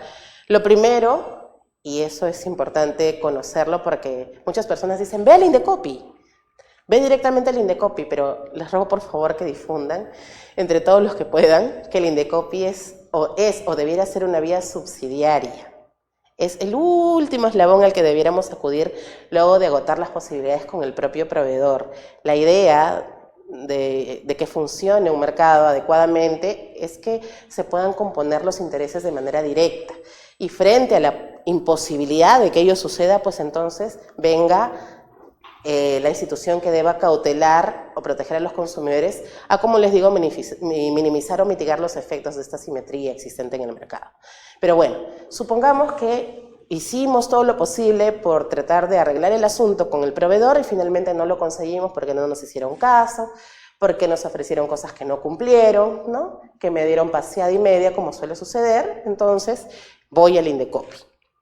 Entonces, si el problema persiste, podemos acudir al Indecopi y tenemos 3 vías, si se quiere denominar de esa manera, para poder hacerlo. La primera de ellas, que es una vía gratuita, sencilla, es la del servicio de atención al ciudadano del Indecopi. Es una instancia de la institución que se dedica a absolver consultas y también a tramitar reclamos de cualquiera de las materias que son de competencia de la institución, pero no se emite un pronunciamiento respecto del fondo de la controversia, sino lo que se busca es acercar a las partes a través de mecanismos alternativos, no como la negociación, la conciliación, la mediación. Entonces, si yo tengo un problema, podría optar, digamos, si es que de repente el proveedor no está completamente negado a darme una solución, sino falta un empujoncito, ¿no?, como para que la cosa se solucione, voy al SAC, que es como se denomina el Servicio de Atención al Ciudadano, presento mi reclamo, es trasladado al proveedor y se le cita una audiencia de conciliación, que es conducida por un representante de la institución, y si obviamente hay voluntad de las partes de solucionar el inconveniente, pues se redacta un acta de conciliación y termina el asunto. ¿no es cierto? Ahora, obviamente, sí, perdón. No sé, bueno, si seguirá viendo esto, el tema de los incumplimientos de acuerdos conciliatorios. A eso iba exactamente, o sea, esos acuerdos que finalmente se dan no solamente a través del servicio de atención al ciudadano, sino también en estas instancias que les voy a indicar a continuación, ¿no? Podrían ser incumplidos, porque pues nuestros proveedores son bien lindos a veces, ¿no? Y vienen tranquilos, sí, yo le doy, yo le entrego y finalmente no cumplen nada, ¿no? Entonces sí, obviamente se sancionan los incumplimientos de acuerdos conciliatorios, ¿no? Se puede denunciar este hecho, ¿no? En este caso, quien ve todos los incumplimientos de acuerdos conciliatorios es el órgano del procedimiento sumarísimo correspondiente, ¿ok? Eso solamente es competencia del procedimiento sumarísimo. Entonces, eso se sanciona y se exige el cumplimiento, ¿no? Entonces, si agotamos la posibilidad del SAC, o si no deseamos ir al SAC, podemos presentar ya una denuncia, si se quiere, de carácter formal, que sí va a ameritar un pronunciamiento sobre el fondo de la controversia, ¿no? Y para eso tengo dos caminos en la institución: la vía del procedimiento sumarísimo y la vía del procedimiento ante la Comisión de Protección al Consumidor. Un poco para explicar las diferencias, porque en realidad explicar todo el procedimiento sumarísimo y el que denominaríamos ordinario de protección al consumidor nos demandaría por lo menos unas 2 horas más, ¿no? Que si quieren en cualquier otro momento podemos conversarlo, no hay ningún problema. Lo veo todos los días. El procedimiento sumarísimo involucra cuantías menores a 3 UITs, en principio, pero también una materia exclusiva señalada por el código que a mí me permite, y hablo a título personal porque soy jefa de un órgano sumarísimo, ver situaciones, por ejemplo, inmobiliarias que excedan esta cuantía, pero que se refieran a falta de entrega de bienes. ¿Qué quiere decir esto? Yo puedo ver situaciones que no excedan las 3 UITs, y ustedes me dicen un inmueble, obviamente cuesta más de 3 UITs, pero yo también soy competente para ver faltas de entrega de inmuebles. ¿Por qué? Porque el código señala que es competencia exclusiva de la vía sumarísima verificar infracciones cuando existe una falta o demora en la entrega de un bien, independientemente de su cuantía. ¿Okay? Entonces hay limitaciones por cuantía entre los procedimientos, pero también hay limitaciones por materias exclusivas. Por ejemplo, así la cuantía sea chiquita, yo no puedo ver temas de discriminación en un procedimiento sumarísimo, sino solamente en un procedimiento ordinario, porque se entiende obviamente que una afectación de esa naturaleza no es cuantificable. Entonces allí yo no puedo utilizar el parámetro de la cuantía y es una materia reservada solamente al procedimiento ordinario. ¿Okay? Entonces, si por ejemplo yo tengo problemas con la entrega del bien, el pago de penalidades que no excedan las 3 UITs, eso lo voy a poder ver ante un procedimiento sumarísimo. Pero el tema, por ejemplo, de deficiencias estructurales, el tema de acabados, el tema de la entrega de la independización, como involucra el valor total del bien, sí deberá ser sometido a la competencia de la Comisión de Protección al Consumidor en un procedimiento ordinario. Exacto. El procedimiento sumarísimo tiene un plazo de 30 días hábiles para ser resuelto, contabilizado desde el momento en el cual es notificado el inicio del procedimiento a la parte denunciada, ¿okay? No desde que se presenta la denuncia. Se presenta la denuncia, la calificamos, tenemos 5 días para iniciar el procedimiento, lo notificamos y recién desde ese momento surge el plazo de los 30 días hábiles para resolver. En el caso de la Comisión de Protección al Consumidor tenemos que multiplicar por 4. Son 120 días hábiles con los que cuenta la comisión para poder ver las materias que son sometidas a su competencia, ¿no? En ambos supuestos se emite una resolución que determina si existe o no una infracción a la normativa de protección al consumidor, ¿no? Eventualmente podría suceder que se cite una audiencia de conciliación en cualquiera de esas instancias y que igualmente se arribe a un acuerdo, en cuyo caso también podríamos eventualmente ventilar un incumplimiento si es que el proveedor pues persiste en no solucionar el inconveniente, ¿no? Pero lo regular es que termine en un pronunciamiento, ¿no? En una resolución que va a señalar si es que determina una infracción, una sanción para el proveedor, ¿no? Que puede ser pecuniaria o no, va a implicar también el otorgamiento de una medida correctiva a favor del consumidor que no tiene carácter indemnizatorio, porque como saben ustedes, el único que puede ordenar indemnizaciones es el juez, ¿no? Sino lo que un poco busca la medida correctiva es revertir los efectos adversos de la conducta infractora. No me entregan el bien, entrégale el bien. No entregaste los acabados ofrecidos, cámbialos por los acabados que ofreciste. Si el estacionamiento tiene menos medidas de las legales, entrégale un estacionamiento que cumpla con las medidas legales. Ese tema de medidas correctivas tiene esa naturaleza, pero no resarcitoria ni indemnizatoria, ¿no? Y también va a establecer como aspectos colaterales el otorgamiento de costas y costos, ¿no? Y también la inscripción, como mencionábamos, en el registro de infracciones y sanciones, ¿no? Estas resoluciones que sean emitidas o por el OPS, que es el procedimiento sumarísimo por la comisión, pueden ser apeladas. El único recurso existente en este momento impugnativo es el de apelación. Hace un tiempo, no unos años, menos de 2 años, existía el recurso de revisión para que sea la sala, el tribunal del Indecopi quien revise las situaciones de puro derecho, no tipo casación. Pero eso ya fue eliminado con una modificatoria como les digo, hace poco más de un año, del Código de Protección del Consumidor, así que tenemos que solamente se puede apelar esa decisión. Se apela y en el caso de un procedimiento sumarísimo, nuestra segunda instancia es la comisión, y en el caso de la comisión, su segunda instancia es la sala especializada en protección al consumidor del Indecopi, ¿no? Y con eso acabamos la vía administrativa. Eventualmente también existe la posibilidad de que nuestros proveedores no quieran solucionarnos el tema y quieran seguir alargando y dilatando la situación y vayan al contencioso administrativo, ¿no? Y nos pasamos años en la jarana, ¿no? Entonces ahí surgen los inconvenientes que a veces pues también se señalan en medios, ¿no? El Indecopi falló a mi favor, lo han llevado al Poder Judicial y sigue años de años, no pasa nada con este problema calientito que hemos tenido, que no tiene nada que ver con el sector inmobiliario, sino con el tema de la clínica que tenemos aquí cerquita, ¿no? Todo se fue a fuero judicial, sin entrampado, el tema penal prescribió, se armó el tole-tole y realmente el velo negro se puso sobre esa familia, ¿no? Consulta.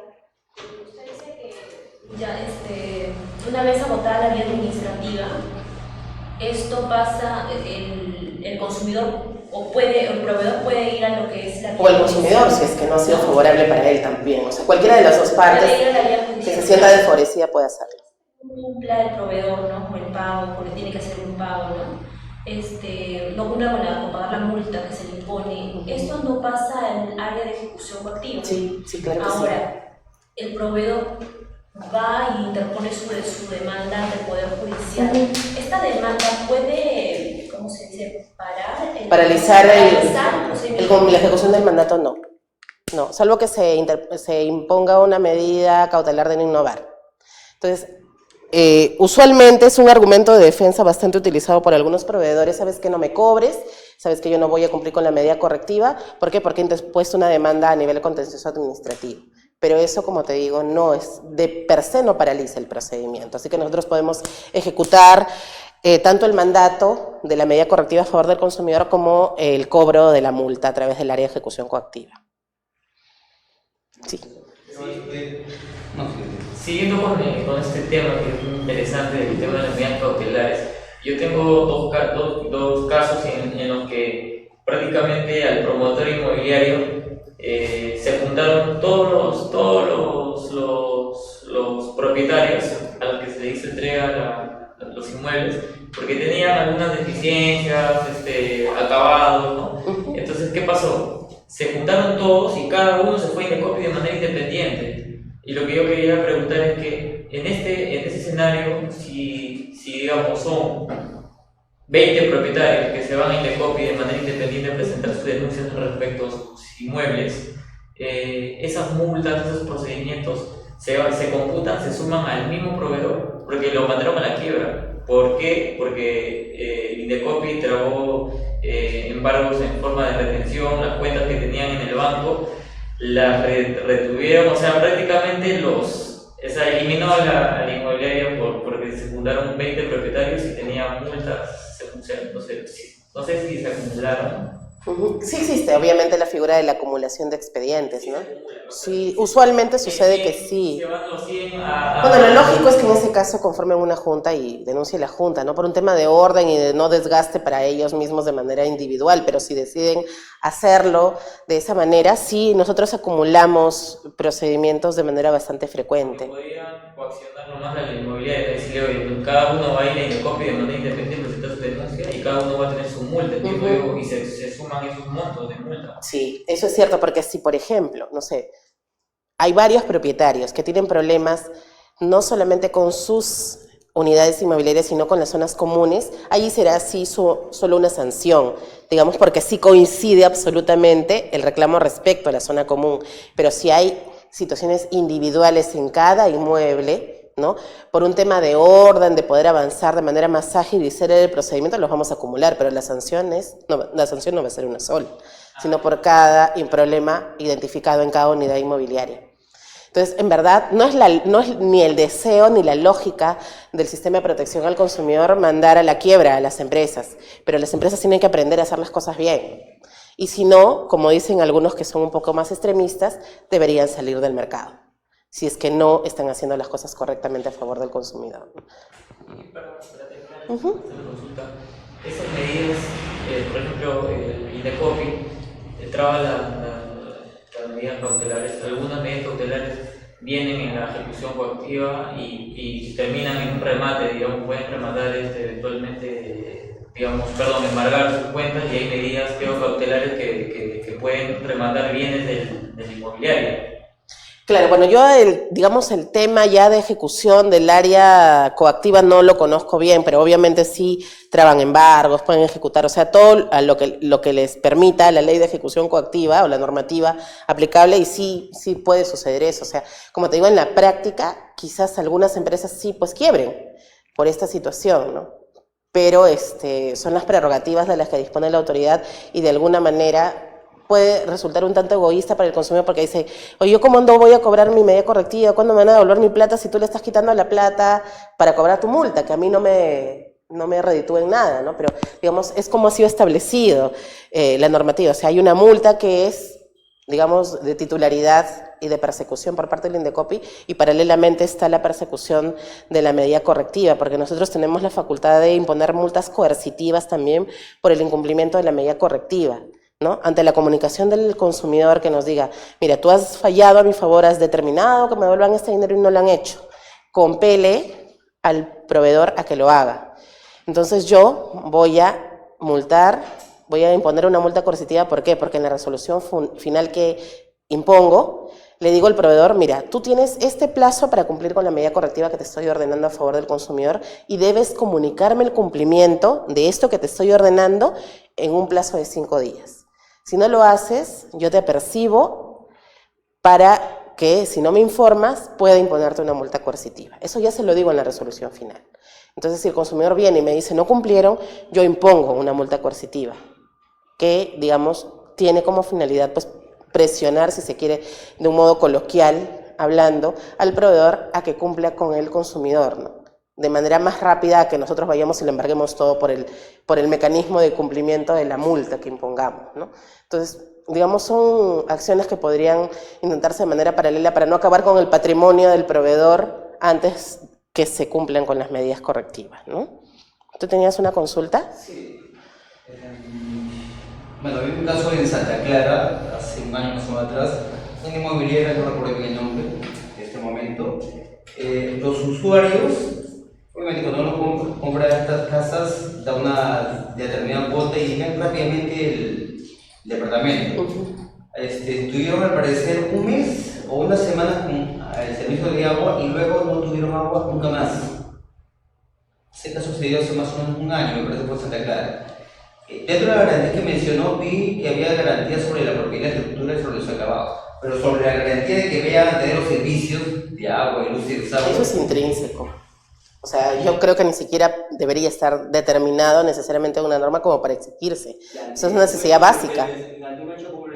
¿Cómo podrían actuar? Definitivamente sí podemos hacerlo, ¿no? Porque, o sea, es un tema, como te digo, que más allá de que esté señalado o no taxativamente en el contrato, O sea, tú no puedes tener una casa habitación sin tener servicios esenciales, como son el agua, el alcantarillado, la luz, ¿no? Entonces, si eso no se está cumpliendo, pues definitivamente se tiene que denunciar para que te devuelvan tu plata, ¿no? Porque tendría que verse si eso tiene solución o no.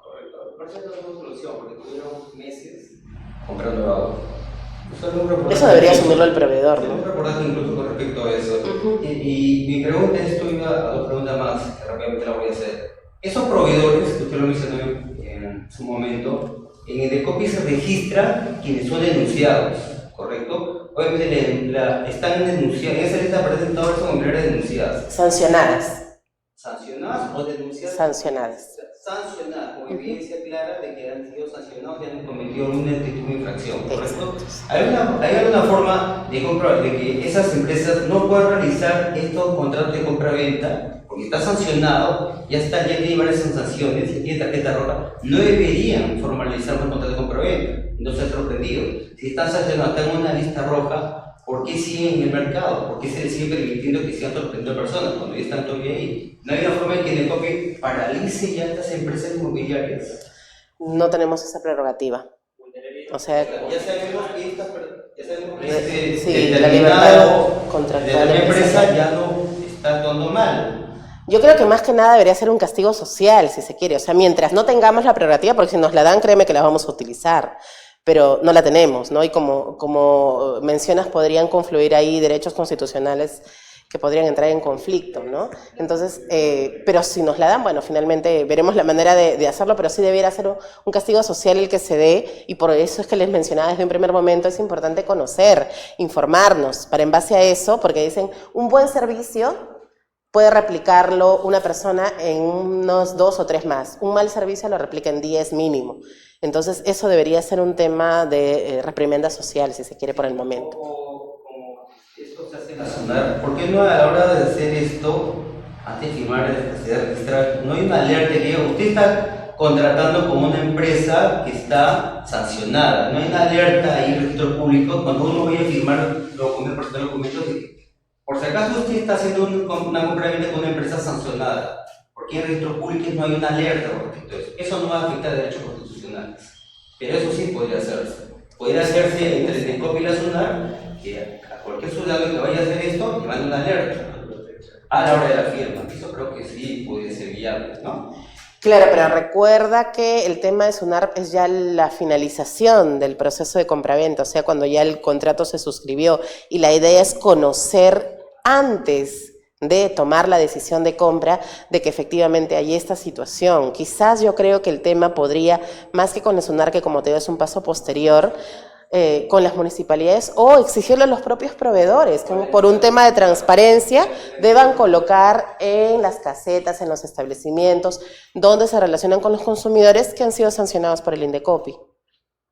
O sea, de hecho, puede sonar medio raro exigirles eso, pero yo creo que si se señala normativamente es completamente válido, ¿no? Yo creo que las entidades, los organismos supervisores que tenemos como OCE, como en este caso Indecopi, que también manejan un tipo de sanciones, deberían de alguna forma articular la información y generar un sistema nacional que haga que esta información esté vinculada, de tal forma que la SUNAR, las municipalidades, todas aquellas instituciones que están inmersas en este tema de la inmobiliaria, tengan una información articulada y que sea como una alerta, como dicen, ¿no? De que todo, y obviamente el ciudadano lo va a servir. Esto muchas veces nosotros como abogados quizás conocemos un poco más, ¿no? Pero obviamente las personas que normalmente viven en lugares alejados, donde muchas veces no hay ni educación, ni servicios básicos, ni nada, compran con tanta expectativa, con tanta ilusión, un bien pensando de que ya por fin van a tener su casa propia. Y con lo que han ahorrado debajo su colchón, probablemente mucho tiempo. Entonces yo creo que esa parte del Estado, ¿no? Y lamentablemente el Estado en sí no se preocupa por brindarnos un servicio. Claro, debería haber un tema mínimo de interoperabilidad, ¿no? O sea, para que esa información esté articulada. Claro, yo les digo, todos entren al link al portal web de Indecopi, pero podría también uno ir a una municipalidad y ahí obtener la misma información que si entrara o acudiera al Indecopi, ¿no? Ese nivel de articulación sí debería existir definitivamente. Inmobiliario, y el norte zonas de Arequipa y Moquegua bastante, en alguna parte de la ciudad también, y no tienen todos todavía esta información de que, oiga, por si acaso, por más que te pinte bonito y inmobiliario, que puede darte una cosa que no es la correcta, ¿no? Y todo esto va a mi última pregunta. También acudió Indecopi y he pedido un servicio de atención al ciudadano. Pedimos una conciliación de una empresa proveedora de un servicio y lamentablemente esta empresa, una empresa que provee un servicio a buena parte del país, realmente no fue y no pasó nada, ¿no?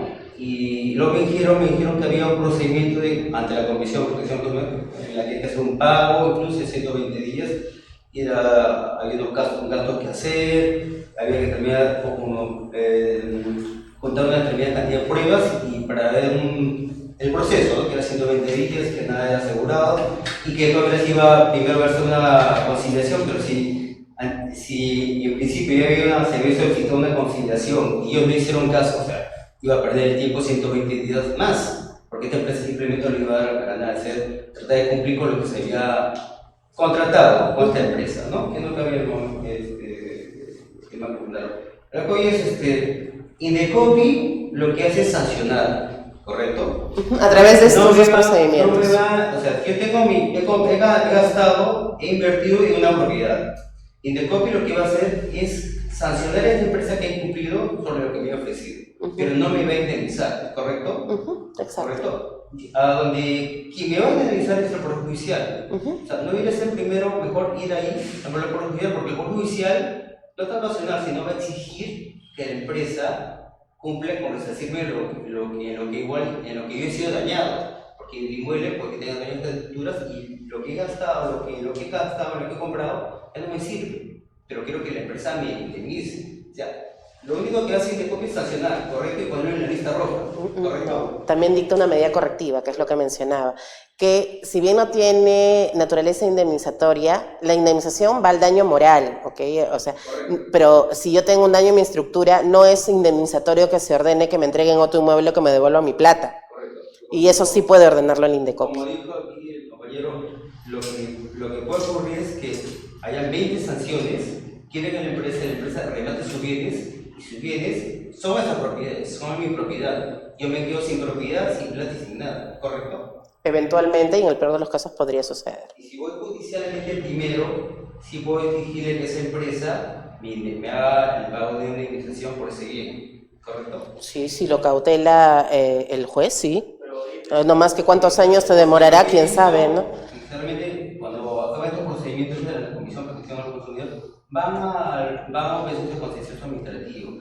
Y sí he notado que he visto unos casos que sí traban incluso las cobranzas, las sanciones que ustedes hacen. Simplemente alargan el proceso judicial y tienen esos largos años y nunca voy a, o sea, lo que quería yo recobrar nunca se puede realizar.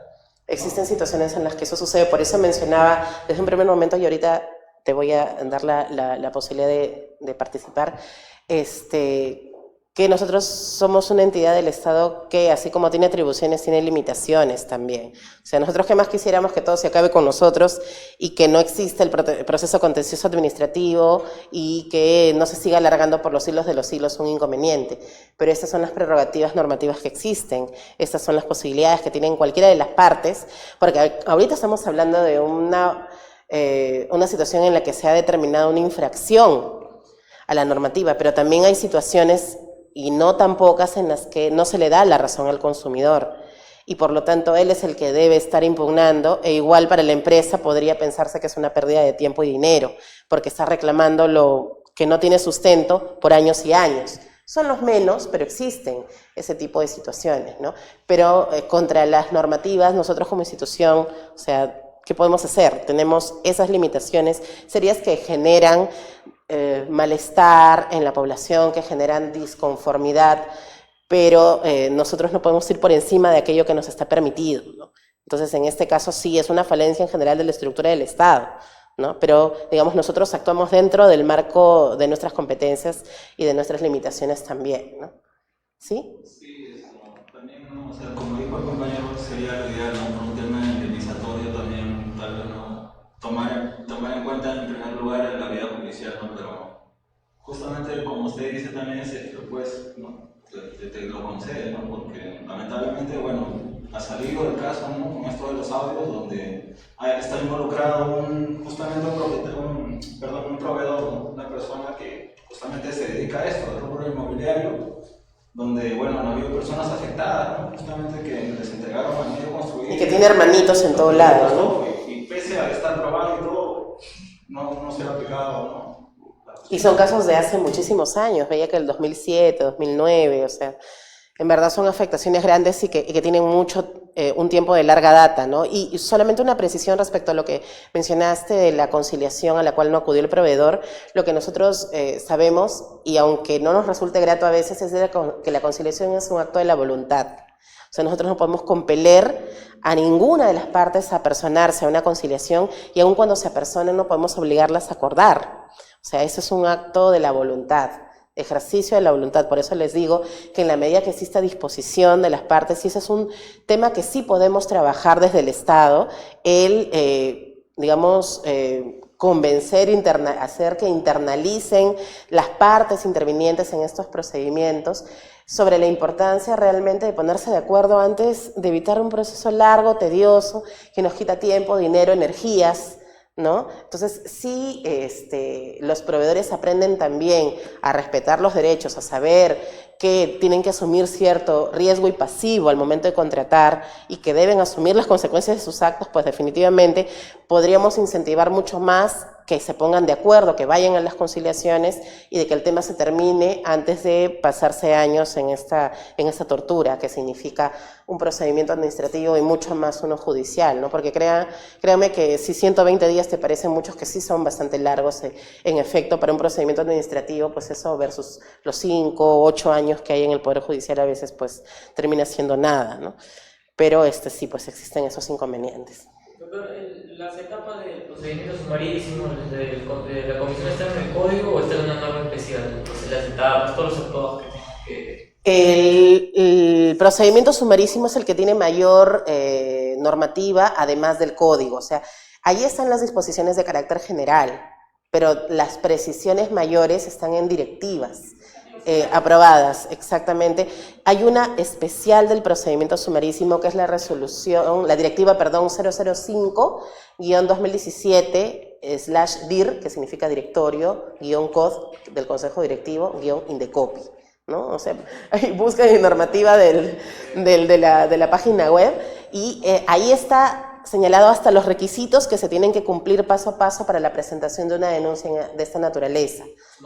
Sumarísimo, y existe una norma que es transversal a los órganos resolutivos de consumidor, es decir, tanto aplicable para los sumarísimos como para el procedimiento ordinario, que es la directiva siguiente, la 006-2017. Estas fueron dictadas el año pasado y que la 6 sí es nueva porque no había una normativa específica, además del código, para los procedimientos ante la comisión, porque sí ya existía desde antes regulación sobre el procedimiento sumarísimo a través de directivas, pero estas dos últimas son las actualmente vigentes, ¿no? Y en ellas, como te digo, podemos encontrar mayor detalle.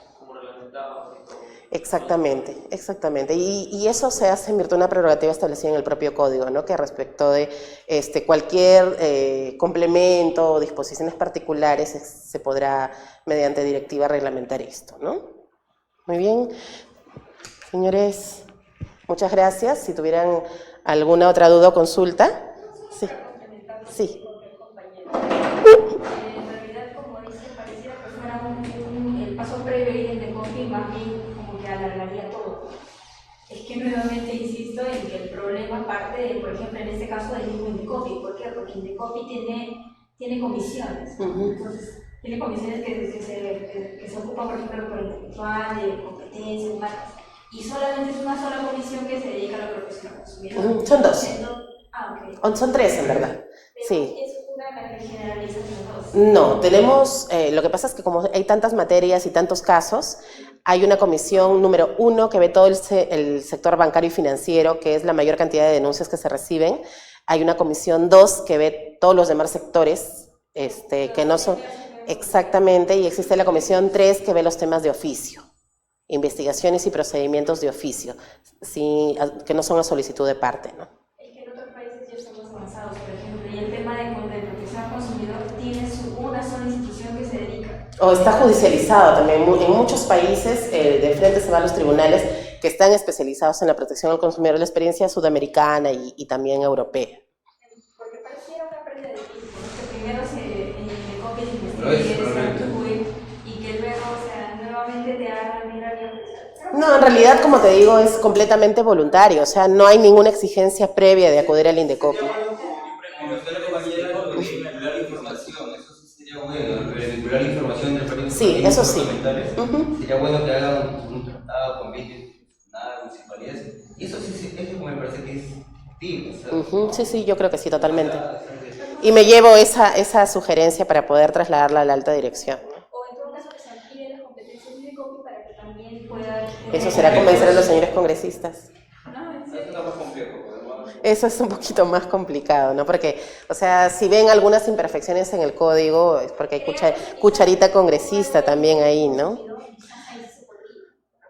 ¿Perdón? Quizás se creara un nuevo ente solamente vinculado... Han habido opiniones al respecto de que sea como el Indecopi ve tantas cosas y aparece un pulpo, entonces para lograr una mayor especialización, entonces mejor que este tema se vaya o a la Defensoría o que se cree un ente autónomo, que lo vea. En verdad, eso lo dejo a la libertad de opinión de cada quien. Evidentemente, como comprenderán, yo recibo y de muy buen agrado cualquier crítica constructiva que se haga respecto a la institución. Considero que nos falta mucho por hacer, pero que algo hemos avanzado, quizás en este camino sí. Yo pertenezco a la institución desde hace casi 20 años, como les mencionaba, ¿no? Desde que dejé el jardín, ¿no? Y definitivamente he visto un poco del crecimiento que hemos dado, ¿no? O sea, definitivamente no podemos considerarnos perfectos, ni mucho menos, tenemos mucho por solucionar, pero vamos avanzando. Lo que queremos es servir, o sea, sí, y créanme que no es necesariamente un incentivo remunerativo el que a uno le hace permanecer en una institución pública, sino realmente el deseo de servir a la gente, ¿no? Y por lo menos estos años en que yo estoy trabajando en la institución, lo he hecho en órganos de protección al consumidor, porque creo que aunque en algún momento me digan la vela verde, algún granito de arena estoy aportando a favor de alguien, ¿no? Finalmente, creo que estudié Derecho para servir a las personas y si lo cumplo de alguna manera, aunque sea muy pequeñita a través de mi trabajo, pues en buena hora, ¿no? Pero sí, definitivamente es importante todo esto que hemos estado conversando y que me llevo como sugerencia porque sí me es posible conversar con el presidente de la institución y plantearle estas situaciones, ¿no? Entonces, les agradezco muchísimo por hacerlas, por tener la buena disposición de generar este espacio de discusión, creo, y espero que no sea la única oportunidad en la que podamos conversar e intercambiar ideas sobre este y otros aspectos que sean de algún modesto conocimiento mío, así que será hasta otra oportunidad, ¿sí? Muchas gracias.